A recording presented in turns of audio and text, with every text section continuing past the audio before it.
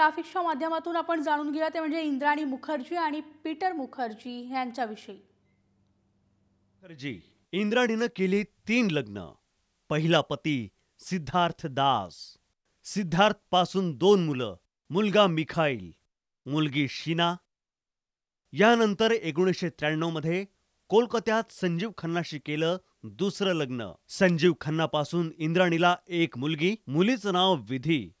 2002 मध्ये इंद्राणीनं पीटर मुखर्जी बरोबर केलं तिसरं लग्न। पीटर पासून इंद्राणीला अपत्य नाही।